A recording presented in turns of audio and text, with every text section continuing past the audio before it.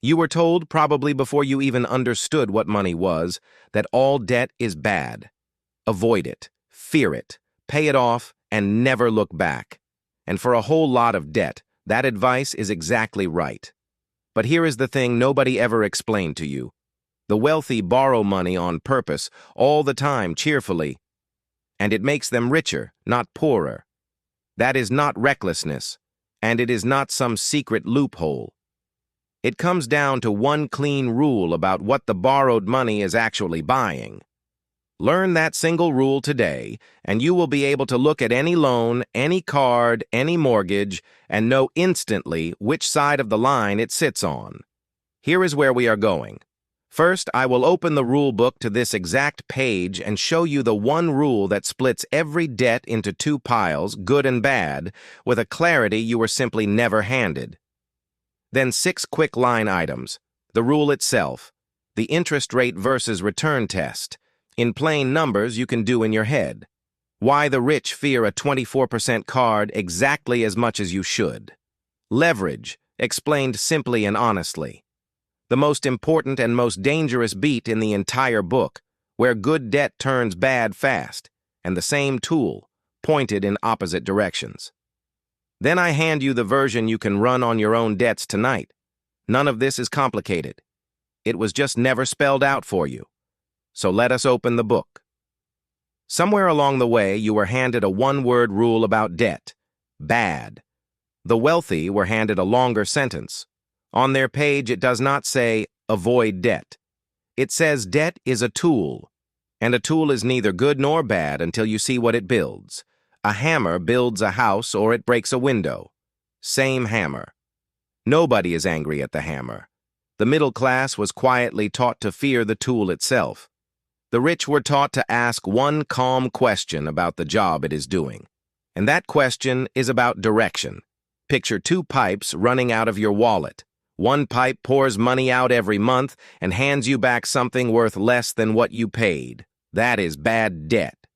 The other pipe takes borrowed money and buys something that pours money or value back in, more than the interest ever costs you.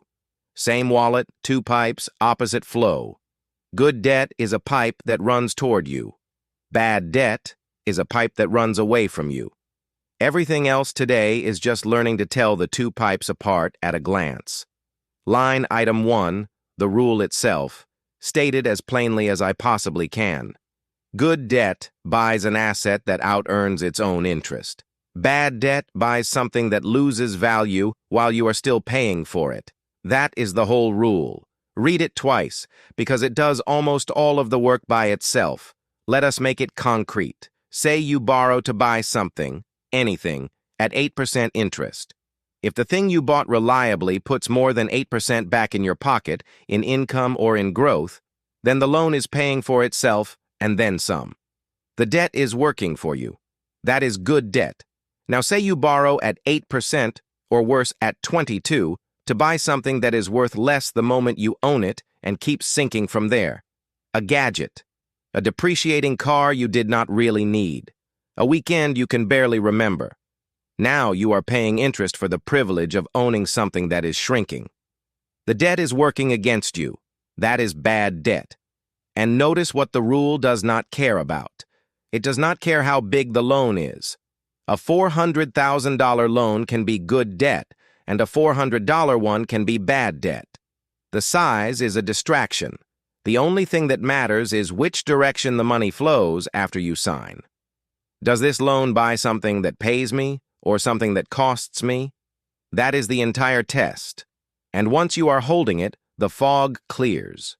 You stop asking, is debt bad? A question with no useful answer. And you start asking, what is this debt buying? Which has a very clear one. The rich are not braver about debt than you are. They are just reading a different label on the bottle. Line item 2. Let us put actual numbers on it, because the rule lives or dies on one comparison. 2 numbers side by side, every single time. On the left, the interest rate the debt charges you. On the right, the return the thing you are buying is expected to earn.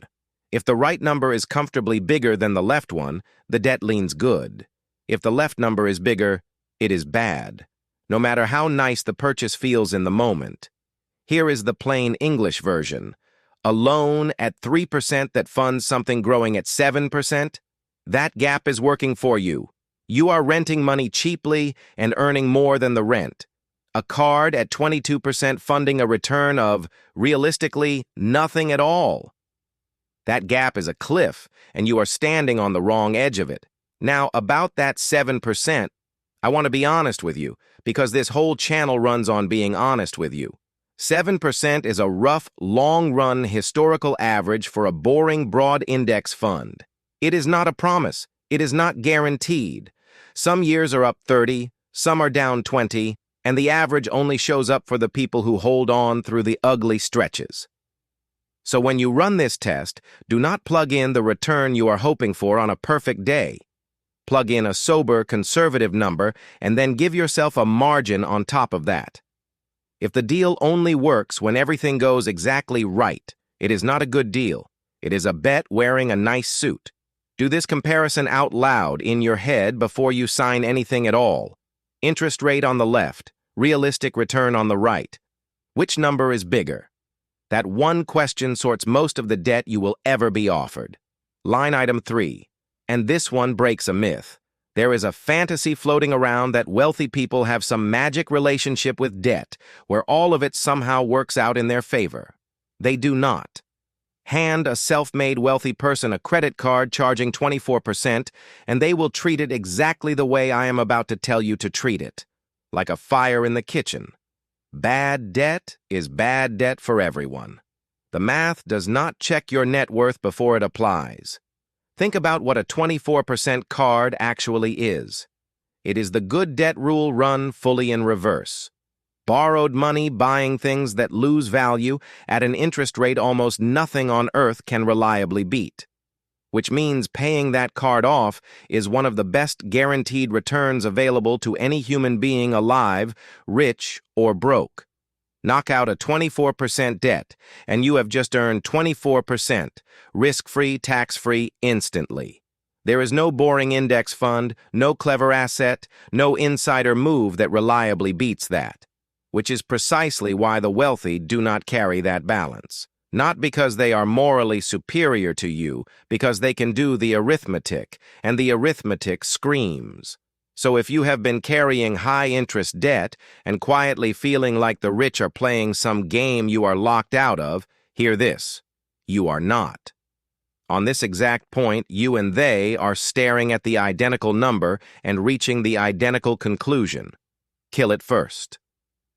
High-interest consumer debt is the one kind of debt where the old advice you were given, avoid it, destroy it, never look back, is completely, unconditionally correct.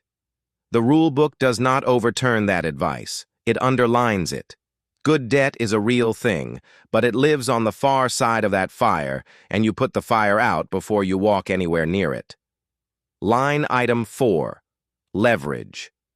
It is a word that sounds like it belongs to hedge funds and men in glass offices, but the idea underneath it is simple, and you have very likely already used it without the fancy name attached. Leverage just means using borrowed money so you can own more of an appreciating asset than your own cash could ever buy on its own. Here is the plainest example there is. Say you want to own a $200,000 asset that tends to grow in value over time. You do not have $200,000, but you put down $20,000 of your own, and you borrow the rest. Now you control the whole $200,000 thing, and if it grows on the full amount, not just on your 20. Your small stake did the work of a large one. That is leverage. That is the engine sitting quietly underneath a lot of wealth, controlling a big growing asset with a smaller slice of your own money, while the loan sits at an interest rate lower than the asset's growth. And when it works, it is genuinely powerful. It is the good debt rule amplified. But I need you to hear the second half of that sentence, because it is the half that gets left off in every hyped-up version of this you have ever scrolled past. Leverage magnifies whatever happens. It multiplies the gains, yes, and it multiplies the losses just as faithfully. The same borrowed money that makes a good outcome bigger makes a bad outcome bigger too. And it never once forgets to. There is no version of leverage that only points up. So the wealthy do use it. But they use it on assets they genuinely expect to grow, at interest rates they can beat, in amounts they can survive being wrong about. Hold on tight to that last part. We are about to spend the most important 2 minutes of this whole video on it. Line item 5, and this is the single most important beat in the entire book. The one the hype videos skip, the one that separates a rule from a trap. Everything I have told you about good debt comes with a warning printed right underneath it. Good debt goes bad, fast, the moment either half of the deal breaks. And there are 2 ways it breaks. First, the asset underperforms. Remember, the whole thing rested on that asset out-earning the interest. But nothing is guaranteed to grow. I told you 7% is an average, not a promise. If the thing you borrowed to buy stalls or falls, the loan does not stall with it. The interest keeps ticking at full price whether your asset cooperates or not. Now you are paying good debt interest on a bad debt outcome. Second, and this is the one that actually sinks people, you cannot cover the payment. It does not matter how brilliant the asset looks on paper if a lost job, a medical bill, or one bad month means you cannot make the monthly payment. The lender does not care about your thesis.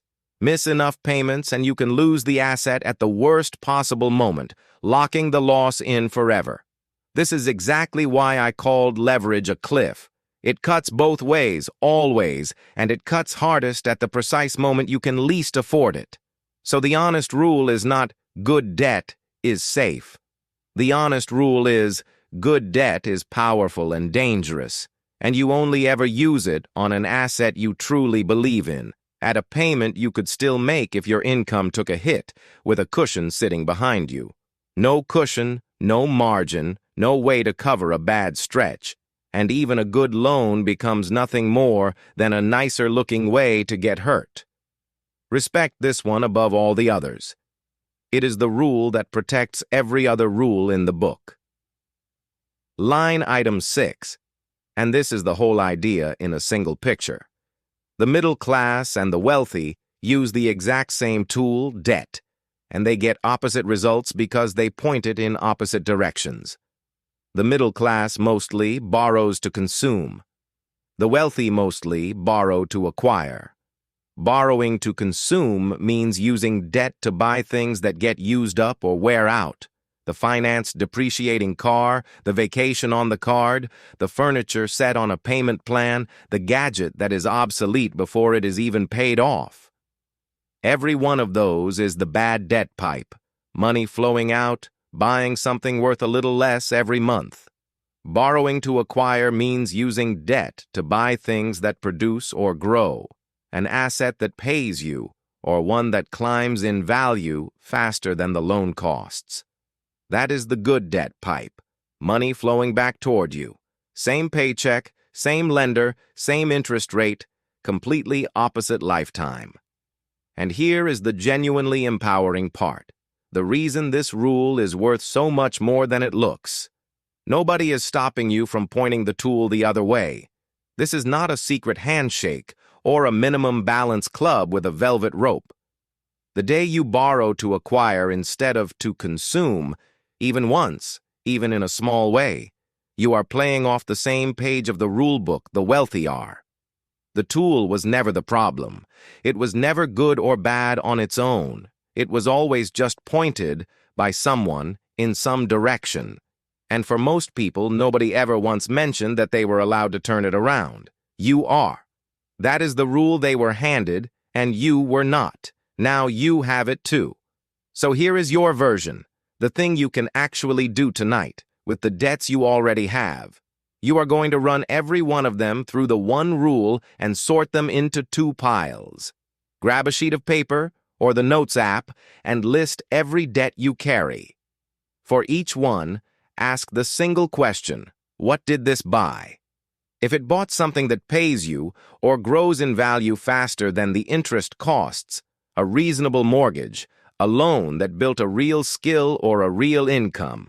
Put it in the good pile and let yourself relax a little. It is a tool doing its job. If it bought something that is worth less now than when you borrowed for it, and it is charging you real interest, the card balance, the financed, depreciating thing, put it in the bad pile. That bad pile is your battlefield, and the highest interest rate in it is your very first target. Attack it in order, top rate down, because remember, paying off a 24% debt is a guaranteed 24% return. You cannot beat anywhere else on earth. That is it. You do not need a finance degree, anyone's permission, or to already be rich. You need one sheet of paper and one honest question asked about each line. Sort the piles tonight. Fight the bad pile in order. Respect the good pile and never once let it drift bad on you. That is the rule, finally working in your hands instead of someone else's. So tell me in the comments, good debt or bad debt, what is yours? Drop the one you are carrying right now and which pile it landed in when you sorted it. I read them. And remember, this is education, not financial advice. Just the page of the rule book nobody ever handed you, laid out plainly.